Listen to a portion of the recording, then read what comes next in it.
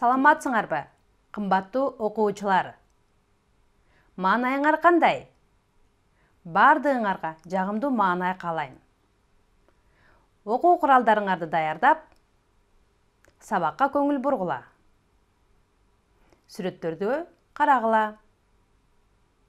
Бүгүнкү сабактын темасын аныктагыла.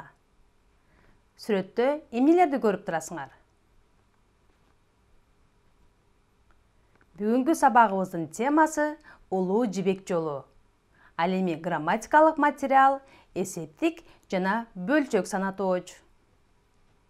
Бүгүн сабакта улуу жибек жолу жөнүндө сүйлөшөбүз. Ал үчүн төмөндөгү суроолорго жооп издейбиз.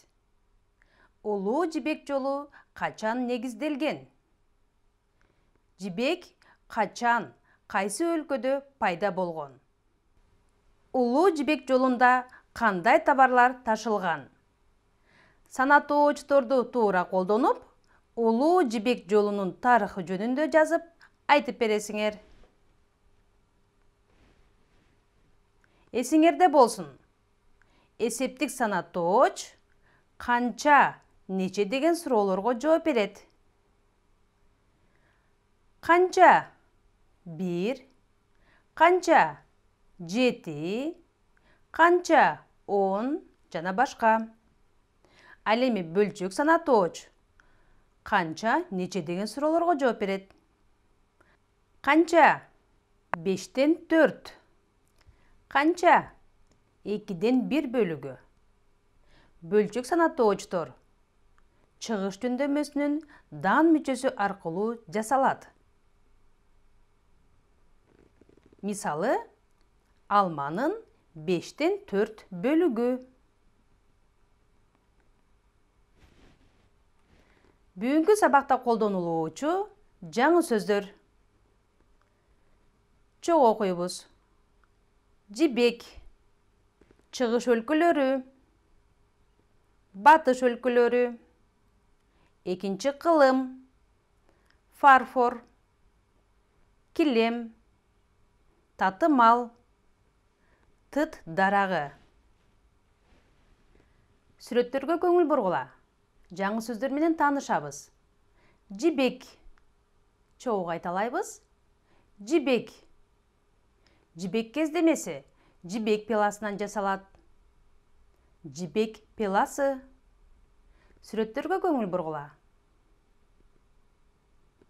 Тыт дарагы.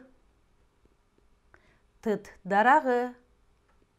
Жибек пеласы тыт дарагында жашайт.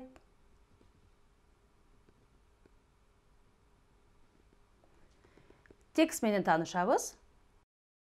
Биздин заманга чейин экинчи кылымда жибек товары чыгыш өлкөлөрүн батыш өлкөлөрү менен байланыштырган улуу жибек жолу пайда болгон. Батыш өлкөлөрүнө жана чыгыш өлкөлөрүнө көңүл бургула.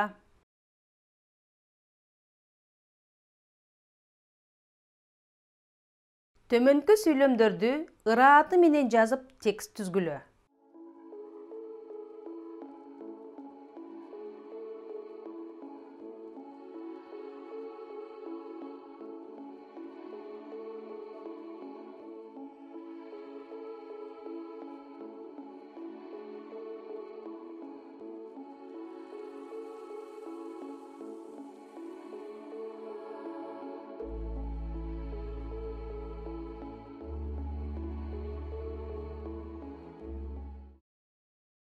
Түзгөн текстти видео аркылуу текшергиле.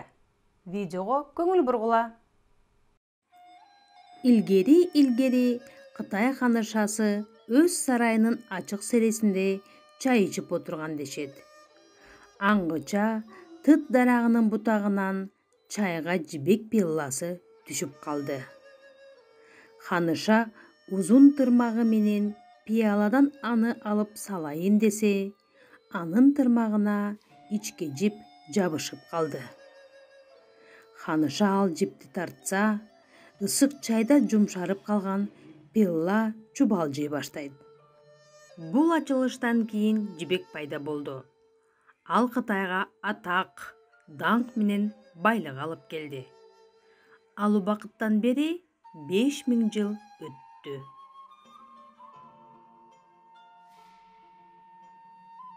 Видеону көрдүңөрбү? Видео силерге жактыбы? Кызыктуу бекен? Түшүндүңөрбү? Суроолор аркылуу түшүнгөнүңөрдү текшеребиз. Жибек качан пайда болгон?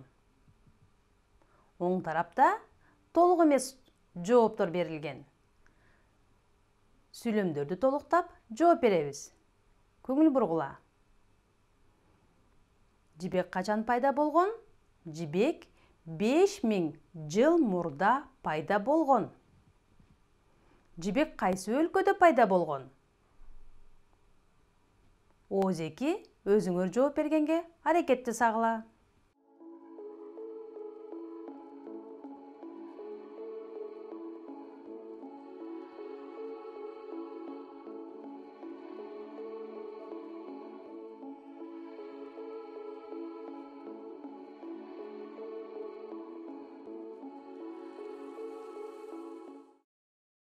Сүрөттөргө көңүл бургула. Кагаз. Кагаз сөзү менен силер таанышсыңар. Кытай кагаздары. Сүрөттө Кытай кагаздарын көрүп турасыңар. Улуу жибек жолу биздин заманга чейинки 2-кылымдан биздин замандын 15-кылымына чейин өкүм сүргөн эл аралык соода жана карым-катнаш жолу болуп келген. Ал соода жолунун узундугу 7000 километрден ашык болгон. Бул соода жолундагы негизги унаа төө болгон. Сүрөттөргө көңүл бургула. Фарфор. Фарфор идиштери. Сүрөттө фарфор идиштерин көрүп турасыңар. Чыгыштан батышты карай кербендер атактуу Кытайдын фарфор идиштери, аппак кооз гүл сүрөттөрү бар вазалар, чынылар, табактарды ташышкан. Татымал. Татымал сөзүн силер билсеңер керек. Индиянын татымалдары. Сүрөткө көңүл бургула. Сүрөттө Индиянын татымалдарын көрүп турасыңар. Улуу жибек жолу аркылуу Кытайдын жибек жана фарфору, Индиянын татымалдары, Ирандын күмүш кооздуктары алыскы батыш өлкөлөрүнө жөнөтүлүп, ал жактан керектүү буюмдарга алмаштырылып турган. Сүрөттөргө көңүл бургула. Сүрөттө соодагерлерди көрүүгө болот. Килем. Килемдер. Килемдер сөзүнүн оңгусу килем. Килемдер бир канча килемдер.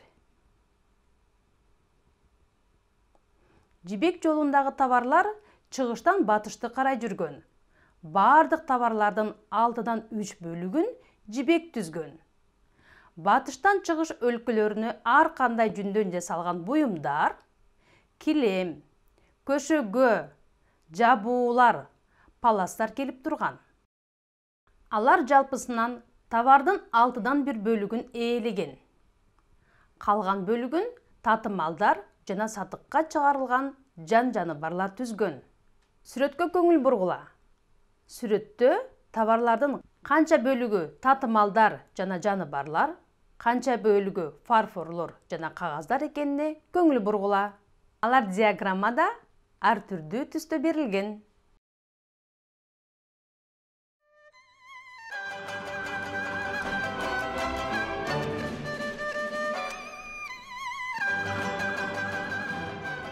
Улуу жибек жолу эл аралык соода жана маданий карым-катнаш жолунун ачылышы.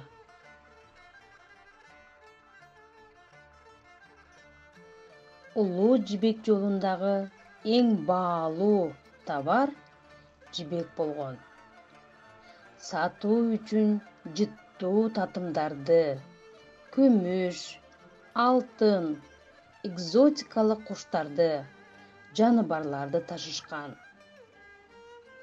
Бул жол маданият аркылуу пикир алышуу жана идеяларды жайылтуунун көпүрөсү болгон.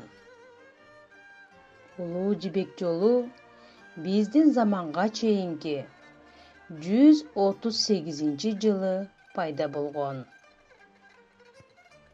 Кытайдан чыккан соода кербендери 13 жыл ичинде Борбор Азиянын бир канча шаарлары менен байланышта болгон. Улуу жибек жолу Кыргызстандын аймагында да болгон. Соода кербендери Кыргызстандын Ош, Баласагын, Барскон, Кочкор башы, Ат башы сыяктуу орто кылымдардагы шаарлар аркылуу өткөн. Улуу жибек жолунун узундугу 12.000 километрди түзгөн. Бул жол аркылуу илимдин, искусствонун жетишкендиктери да тараган.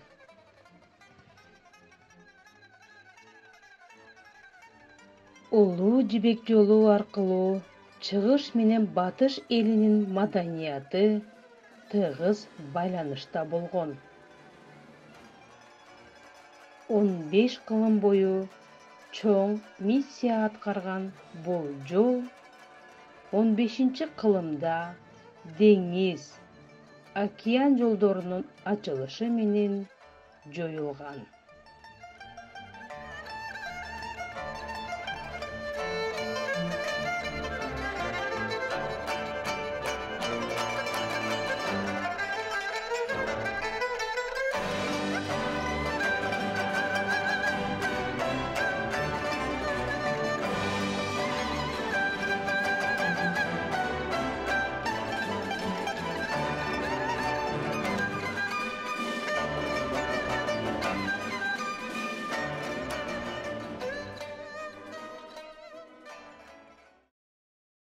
Төмөнкү суроолорго жооп бергиле. Улуу жибек жолундагы товарларды атап бергиле. Кандай ойлойсуңар? Соодагерлер кайсы товарларды чыгыш өлкөлөрүнө, кайсы товарларды батыш өлкөлөрүнө алып барышчу? Эмне үчүн? Жибек жолундагы соодагерлердин бардык товарларынын эң көп бөлүгүн кайсы товар түзчү эле? Эмне үчүн? Соодагерлер бардык товарларды сатып алып, анан жолго чыгышчу. Алардын товарларынын канча бөлүгүн фарфор, канча бөлүгүн жибек, канча бөлүгүн кагаз, ал эми татымал, килем, алтын, күмүш канча бөлүгүн түзгөн? Эмне үчүн?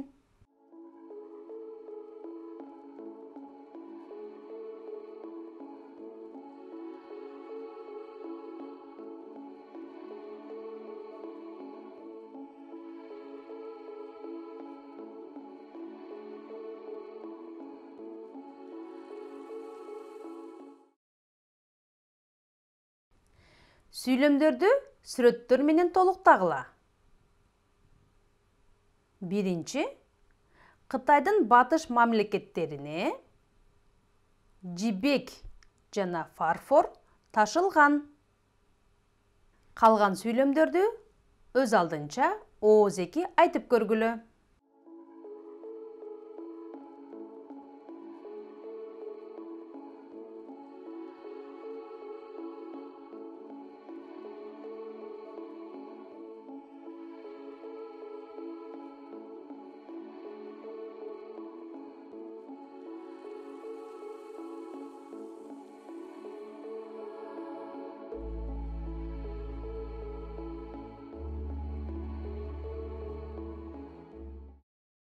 Текшергиле.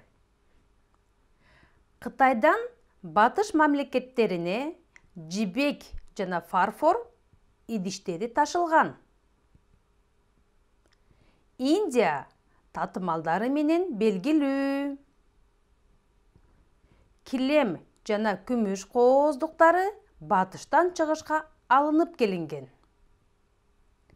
Соода жолунда негизги унаа төө болгон. Жибек пилласы тыт дарагында жашайт. Кагаз Кытайдан алынып келген. Бардыгыңар ушундай жооп бердиңер деп ойлойм. Азыр кроссворд толтурабыз. Экранда көрүп турган сүрөттөрдүн аталыштарын жазгыла.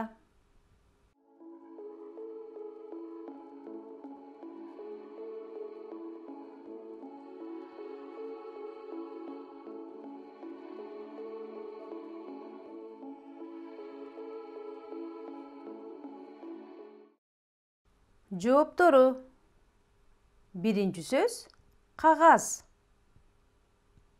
Экинчи татымалдар. Үчүнчү килем.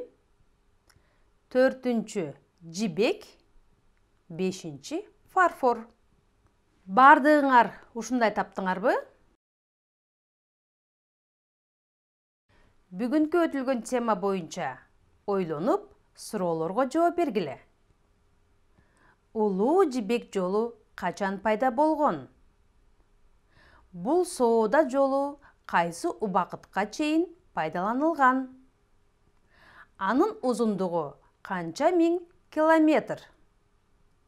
Эмне үчүн бул соода жолунун негизги унаасы төө болгон? Азыркы учурда товарларды ташуу үчүн кайсы унааларды колдонушат?